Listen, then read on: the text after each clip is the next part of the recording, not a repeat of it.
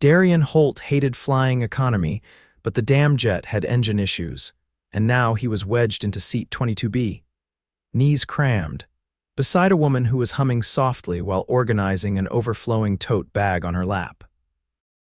"Sorry," she said, glancing at him with a sheepish smile as a granola bar fell onto his tray table. "I'm a bit of a carry-on disaster." Darian blinked. She had no idea who he was, not the founder of the Holt Group. Not the man Forbes called the quiet millionaire, worth over $50 million from his tech ventures. To her, he was just a tired guy in coach. He surprised himself by chuckling. "You're fine. At least your bag's not kicking me," she laughed, brushing a strand of her wavy brown hair behind her ear. "True, sorry again, I'm Kiera Harlow." He shook her hand. "Darian, no last name," he smiled. "Let's just say I'm traveling incognito." Kiera tilted her head. "Secret spy, something like that." He leaned back, intrigued. She wasn't trying to impress him. She wasn't looking at his shoes or his watch or trying to guess his net worth. She was just talking. "I'm heading to New York," she said. "Job interview, I'm nervous as hell." "What kind of job?" "Assistant curator at the Westbury Museum." "It's a long shot, but I've been working at a small gallery in Portland for 3 years, and I'm ready for something bigger." She paused. "What about you?" "Business meetings," he said. "I wasn't supposed to be on this flight, actually. My usual plane had a maintenance issue." "Ah," she said, teasing. "So you're one of those private jet types." He gave a crooked grin. "Guess I blew my cover. Good thing I'm not easily intimidated." He found himself grinning again. This woman was different. She didn't fawn. She didn't flirt. She was genuine, and that was rare. They talked the whole 5-hour flight, about art and New York pizza and how she loved thunderstorms but hated flying. She told him she had 2 older brothers, both firefighters, and he told her he was an only child who used to build computers in his basement. When the plane landed, he didn't want to say goodbye. "Want to grab a coffee in the terminal?" he asked, surprising himself. Kiera blinked. "Sure, yeah, why not?" They sat at a tiny airport cafe, sipping burnt coffee and laughing over how terrible it was. "I should probably get to my hotel," she said eventually, checking her phone. "Where are you staying?" "Some budget place in Midtown. I didn't have the money for anything fancy." He hesitated. "What if I offered to upgrade you? No strings, just—" "You deserve to sleep somewhere that doesn't smell like mildew," she laughed. "You're sweet, Darian, but I'm not that girl. I'm not looking for a sugar daddy." "I wasn't offering to be one," he said. "Just a friend who wants you to have a good night's sleep before a big day." She studied him. "You're serious?" He nodded. "I'll even send a car to pick you up if you get the job," she smiled. "Tell you what, if I get the job, you can buy me a fancy dinner, but until then, I'll rough it." He stood as she did. "Deal." She looked up at him. "I'm glad we sat next to each other." "Me too." He watched her walk away, brown curls bouncing, tote bag slung over her shoulder. It was crazy. He didn't even know her last name until she'd said it, but he couldn't stop thinking about her. 2 days later, Darian was in a meeting with his board when his assistant slipped in a note. Westbury Museum just posted their new hire. Kiera Harlow, assistant curator. He was out the door before the meeting ended. That night, he stood outside the Westbury entrance holding a bouquet of white tulips. He didn't do this. He didn't chase women, but he was doing it now. She appeared, walking down the steps in a black blazer, looking exhausted and radiant. "Kiera," she stopped, startled. "Darian, I said I'd buy you dinner." She laughed, covering her mouth. "You actually remembered." "I remember everything about you." She looked at the flowers, then back at him. "You're dangerous." He stepped closer. "Only if you don't like ridiculously good food and possibly the best skyline view in Manhattan." She shook her head, smiling. "Lead the way, Mr. Not Just a Guy in Economy." He took her to a rooftop restaurant in Soho where the view stretched across the glittering city. He ordered her a glass of champagne, and they shared a plate of truffle risotto like it was their 100th date, not their first. "This is insane," Kiera said, eyes shining. "You're like some secret prince." "I'm just a guy who flew economy once," he said, and sat next to the woman who made me wish the flight lasted forever. She blinked, caught off guard. "That's a hell of a line." "It's not a line. I meant it." She rested her chin on her hand. "Your trouble, Darian Holt." He reached across the table, brushing his fingers against hers. Then maybe you should stay and find out just how much, and she did. That night ended with a kiss outside her hotel that made her knees weak and left Darian wondering how one flight could have completely rerouted his life. He didn't know what this was yet, but he knew one thing for sure: he wasn't letting her go. The invitation came 3 days later, hand-delivered to the museum in a white envelope embossed with her name in precise serif lettering. Kiera Harlow. Inside was a cream cardstock card with a simple message written in elegant black ink. Dinner. Friday, 7 o'clock, dress for the unexpected. Kiera stared at it, half laughing, half panicking. She'd only just started the job, and now she was being whisked into some kind of mystery evening by a man she barely knew but couldn't stop thinking about. Her hands tingled as she folded the card again. It wasn't just the note, it was him. The way he listened. The way he looked at her like she was already known to him, like he'd memorized her. By Friday evening, a sleek black car pulled up outside her apartment building in the East Village. She hesitated before stepping in, wearing a soft navy dress that hugged her waist and ankle boots she could actually walk in. No glitter, no pretense, just her. The driver wordlessly opened the door, then handed her a small navy box as she slid into the back seat. Inside, nestled in velvet, was a bracelet thin, delicate, and shaped like a constellation of stars, each one catching the light. She whispered, "What is he doing?" The car glided uptown through streets slick from a light rain, finally stopping in front of a narrow building that looked more like a private residence than a restaurant. The driver opened her door again. "This is it," he nodded once. As Kiera stepped inside, the scent of sandalwood and aged wine met her. A hostess greeted her by name and led her down a candlelit hallway to a private dining room with 2 chairs and a table set for a feast. The windows looked out over Central Park, dark and glistening under the city lights. And there he was, Darian, standing beside the window, jacket off, sleeves rolled, watching her like he'd been waiting on her his whole life. "You're not real," she said before she could stop herself. He smiled with something quiet in his eyes. "You came. You sent a car and a bracelet. I think saying no would have been physically impossible. That bracelet," he said, stepping closer, "was made by a friend of mine. She designs one-of-a-kind pieces. That one's called the North Sky. Thought it suited you." "I don't know what to say." He pulled out her chair. "Start with sitting. Then maybe tell me how your first week went." As the courses came, roasted halibut, saffron risotto, a salad with edible flowers, Kiera told him about the chaos of curating her first exhibit, the politics between senior staff, and the moment she'd accidentally knocked over a centuries-old vase during an install. "I caught it," she added quickly, laughing. "Barely. You sound like you belong there," Darian said. "Even the disasters suit you." She tilted her head.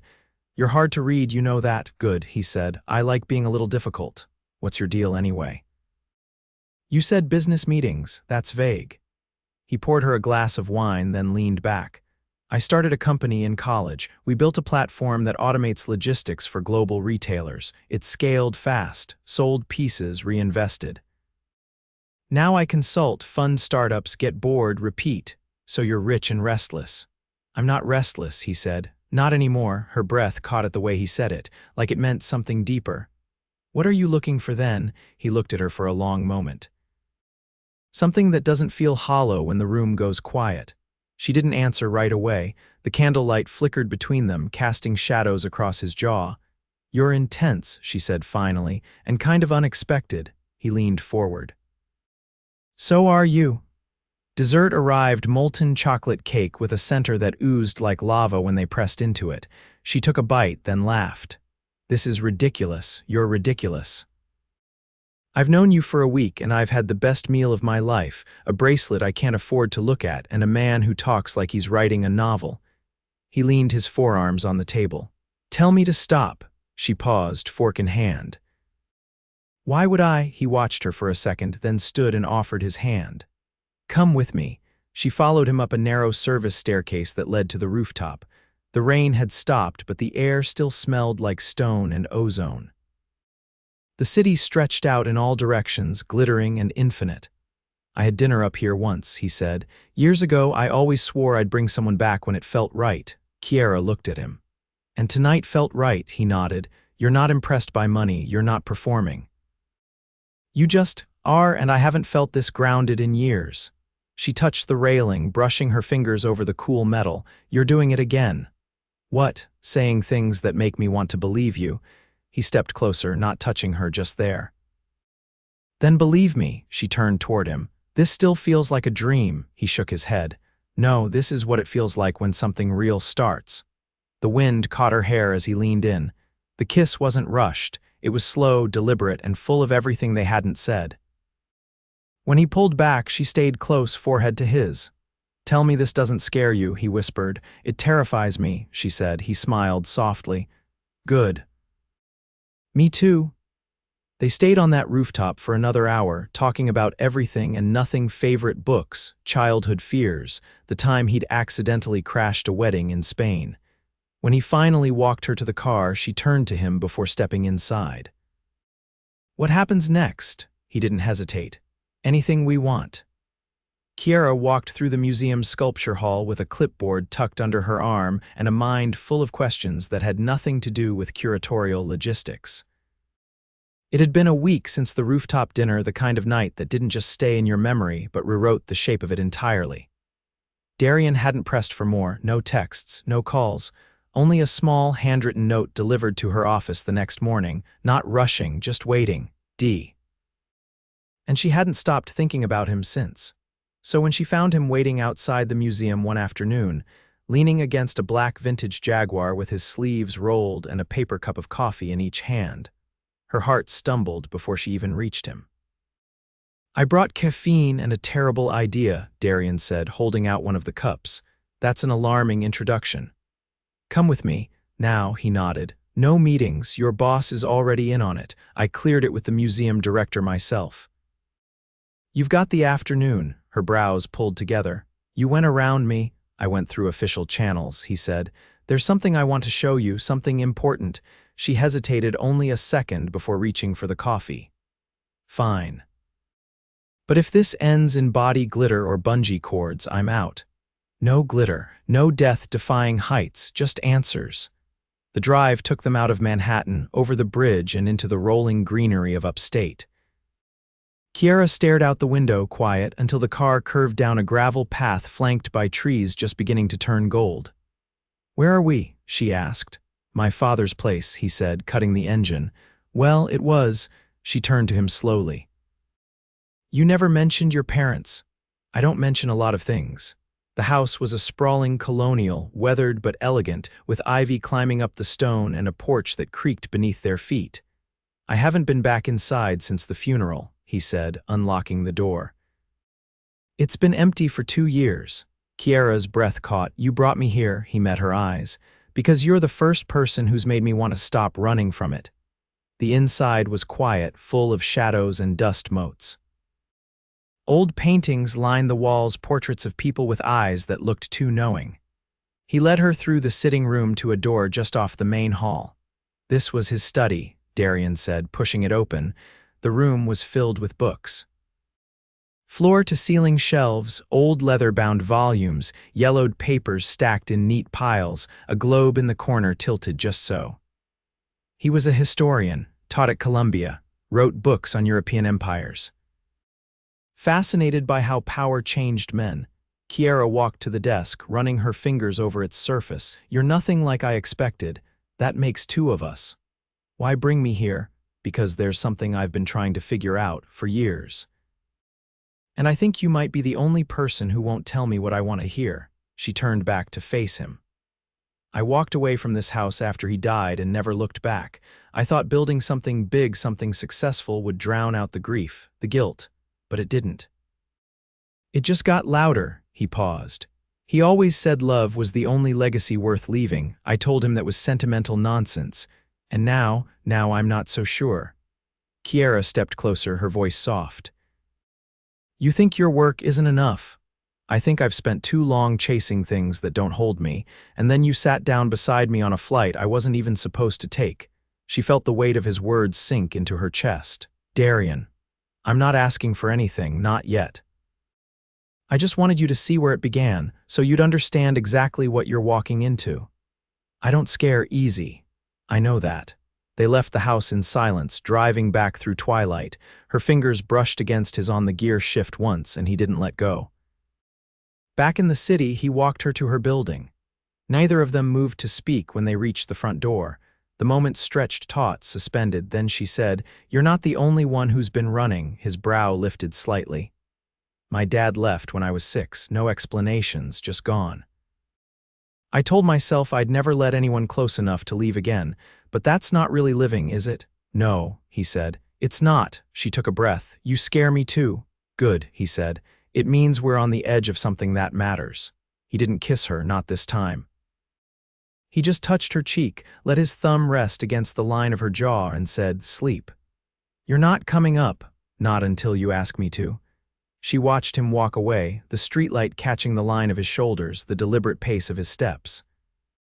Something settled in her chest, not certainty, but the thing that came just before it, the ache of possibility. Inside her apartment, Kiera went to the window and watched him until his car disappeared into the dark. She didn't know where this was going. But for the first time, she wasn't trying to steer it. She was letting it take her. The invitation came again, this time not written, but spoken, quiet and direct, as Darian stood beside Kiera in the middle of the Westbury's new exhibit unveiling. "Come with me this weekend," he said, voice low, as applause echoed around them for the museum's director. "Just 2 days, somewhere different." She looked up at him, caught off guard. "You're serious?" "I booked the time. I want to be somewhere I'm not needed.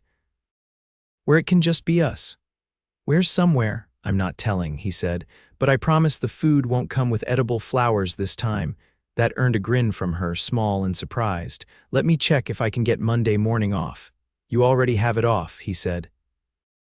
"I made a call." "You didn't." "I did." She narrowed her eyes. "Do I even have control over my own life anymore?" "Only the parts you want to keep." It wasn't until the next morning that she realized how far he'd gone to plan it. A car came at dawn, waiting quietly at the curb. She stepped inside, heart thudding, carrying nothing but a weekend bag and the bracelet he'd given her still resting on her wrist. They drove past the city limits, through sleepy towns and winding coastal roads, until the trees opened up and the ocean revealed itself in full. A stone cottage stood by the cliff's edge, weathered and warm, with glass windows that caught the morning sun. Kiera stepped out of the car and stared. "You brought me to a literal postcard." Darian came around to her side. "It belonged to a friend of my mother's. She used to bring me here when I was a kid. It's the only place I ever learned how to be still." Inside, the scent of cedar and sea salt filled the space. The living room was lined with old vinyl records and a fireplace already kindled. A basket of fresh bread, local cheese, and pears sat on the dining table. "I didn't think you could top the rooftop," she said, setting her bag down. "But this feels like something out of a novel." "I'm not trying to impress you anymore," he said. "I'm trying to be honest." She turned to face him. "Then tell me something you haven't told anyone." He kneeled to stoke the fire. "I used to want to paint," he said after a moment.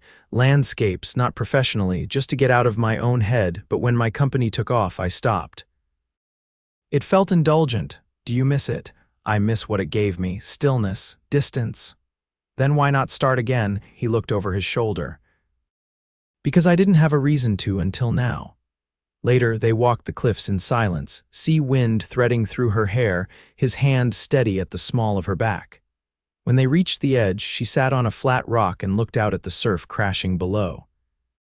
"I don't know how to do this," she said suddenly, his brow furrowed. "Do what?" "This, you, us. You've shown me things most people only dream about, and it's beautiful, but I can't be another part of your curated life."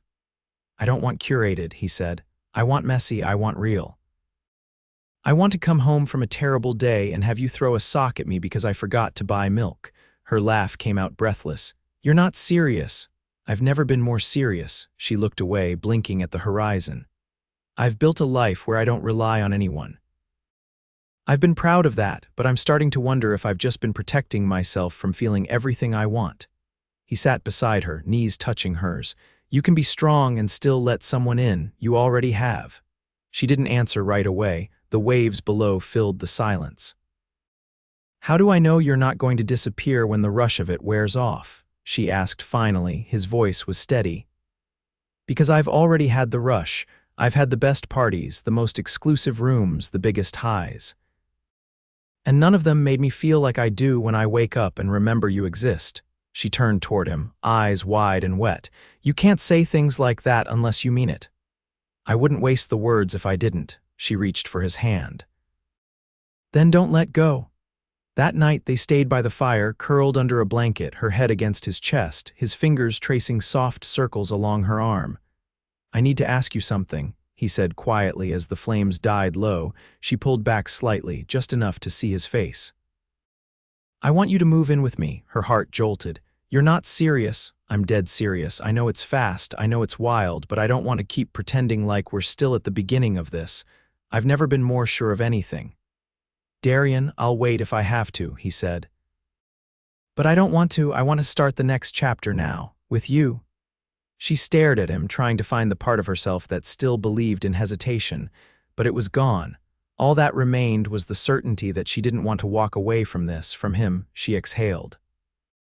Okay, his eyes searched hers. Okay, a nod. Let's do it. He kissed her then slow and deep, like the final word in a language they'd been learning together since the first moment they met. And when he pulled back, he rested his forehead against hers and whispered, "Welcome home." 3 weeks later, they hosted their first dinner party together in Darian's penthouse, surrounded by mismatched chairs and a record player that skipped every fourth beat. Kiera wore a cotton dress, barefoot, laughing as she threw together a salad while Darian burned the garlic bread. And when their friends were gone and the city lit itself up beneath them, she looked around the space that now held her books, her coffee mugs, her old sketch of a broken clock, and realized she hadn't just moved into a home. She'd moved into a life, one neither of them had seen coming. One that began with a seat in economy and became everything. The first sign that something was wrong came on a Monday afternoon in the form of a man in a navy suit waiting for Kiera outside the museum's staff entrance. He didn't smile when she approached. "Miss Harlow, my name is Patrick Lennox. I represent the board of the Holt Foundation." Kiera narrowed her eyes. "I didn't know there was a board." "There is, and I've been asked to speak with you privately." She followed him to a nearby cafe, unease settling in her chest. He didn't order anything.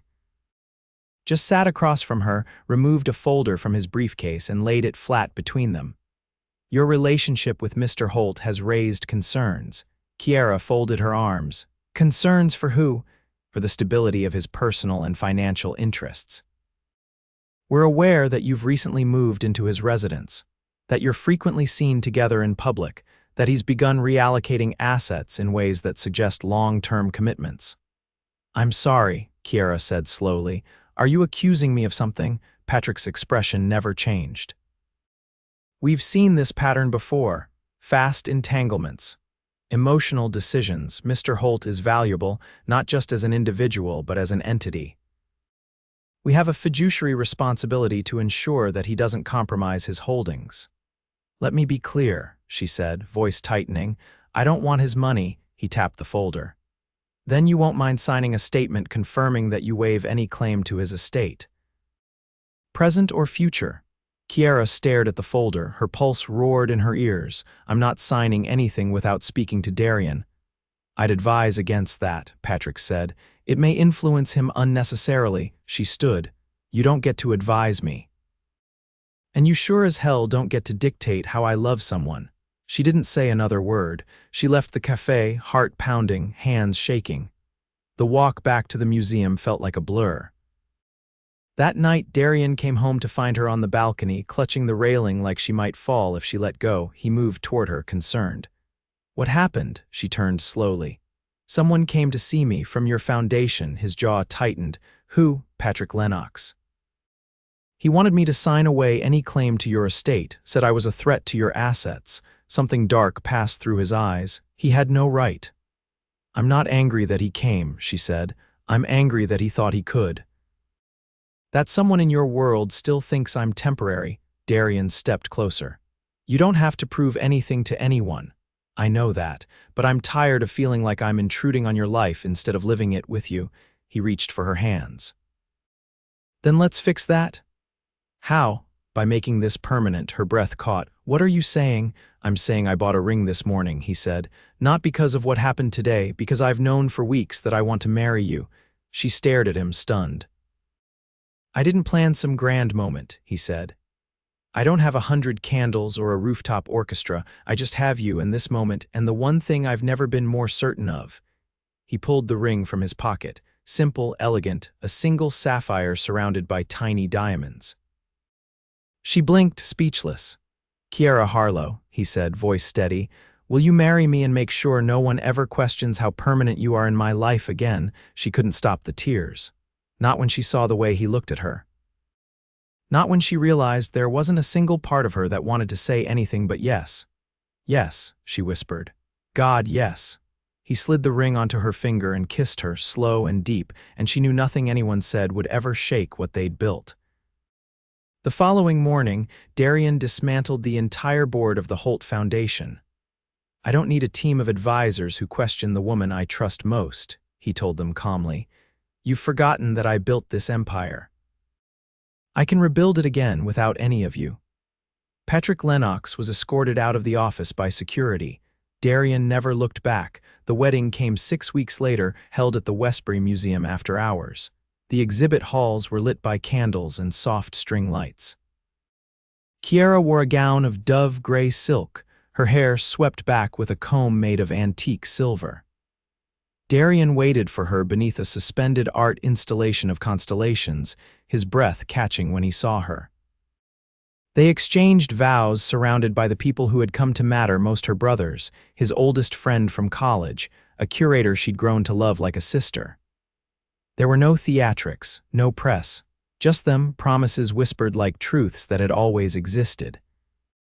I never planned for forever, she said, voice trembling slightly, but then you sat down beside me on that plane, and suddenly every plan I never knew I needed had a name. He smiled through tears. You made the world stop spinning just long enough for me to choose where I wanted to land. And it was always you. They danced in the sculpture gallery, barefoot beneath the stars carved in plaster, and shared their first married kiss beside a bronze fountain that trickled like a lullaby. Later, they returned to the cliffside cottage, the one that had once belonged to a friend of his mother's. It had been restored, new roof, fresh paint, warm rugs, and shelves lined with the books they'd chosen together. A place to begin. Kiera stood in the doorway, suitcase at her feet as the sun began to rise across the water. We're really here, she said softly. Darian came up behind her, arms wrapping around her waist. We're really home. The years that followed unfolded like a series of quiet symphonies. Mornings with coffee and sketch pads. Afternoons spent rearranging furniture for no reason other than a whim. Evenings curled on the couch, watching old films with the windows open to the sea. They didn't chase the world anymore. They built one of their own.